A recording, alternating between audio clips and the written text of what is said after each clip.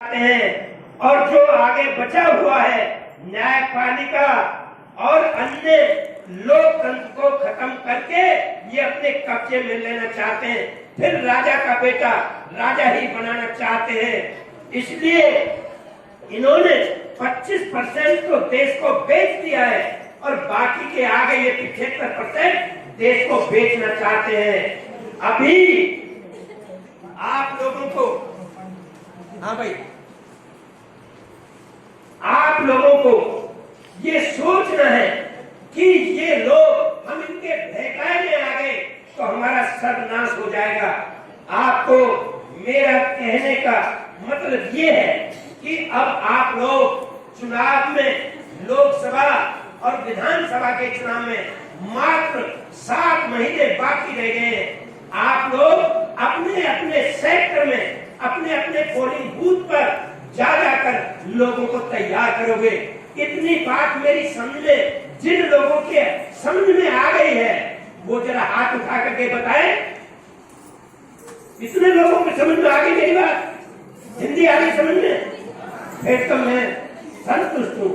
फिर एक काम करना है, यहाँ से जाने के बाद अपने घर में पहले अपनी पत्नी को, अपने पति को, अपने पिताजी को, माताजी को, सास को, ससुर को, बहन को, भाई को, बेटे को, बेटी को समझाओ कि इस बार हमारी समझ में आ गया है कि इस बार हम लोग न फूल पर वोट देंगे, न हम लोग संत पे वोट देंगे, न हाथ पे वोट देंगे। इस बार हम हाथी का बटन दबाएंगे और बहुजन समाज पार्टी को कामयाब बनाएंगे। अगर तुमने ये काम कर दिया तो फिर ये बीजेपी और कांग्रेस बीजेपी वाले रोना शुरू कर देंगे। और मैं आपको ये कहना चाहता हूँ कि बहन जी ही हैं एकमात्र नेता इस देश के अंदर, जो इस देश के अंदर इस सामाजिक आर्थिक क्षेत्र की गैर बराबरी को बराबरी में परिवर्तन करना चाहती है। बाकी और कोई पार्टी करना नहीं चाहती।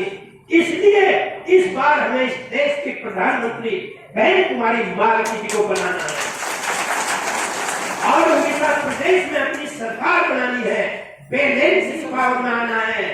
बनेगी तो हमारी बनेगी, वरना हम किसी के बनने नहीं देंगे।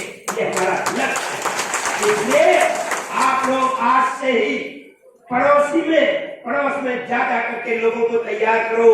सबको कहो कि इस बार हाथी का बटन दबाना है और अपने उम्मीदवारों को कामयाब बनाना है। बात बहुत सारी है, लेकिन ये बीच बीच में जो उठते हैं लोग, ये मेरी समझ से बाहर है। मैं समझाना चाहता हूँ, भाषण देना नहीं चाहता। इन लोगों ने, बीजेपी के लोगों ने सबसे पहले 2014 में 15 अगस्त 2014 को लाल किले की प्रचार प्राचीर से कहा था कि आप लोग जनधन खाते खुलवाओ। इस देश का हर एमपी एक आदर्श गांव गोद में लेगा। मेक इन इंडिया ना जाने क्या क्या नए नए नाम दिए, लेकिन एक भी काम पूरा नहीं किया और सारे के सारे झूठ के पुलिंदे बांध करके और समाज को बांट दिया, लड़ा दिया। हिंदू मुस्लिम के नाम पर, हिंदू ईसाइयों के नाम पर, हिंदू सिखों के नाम पर, दलितों को आदिवासियों से, आदिवासियों को ओबीसी से हर तरह से लड़ाने का काम किया है। अब हम लड़ेंगे नहीं, अब हम भाईचारा बनाएंगे और एकजुट होकर हम इस बार बहुजन समाज पार्टी जिताएंगे। धन्यवाद। जय भीम, जय भारत, नमो बुद्धाय।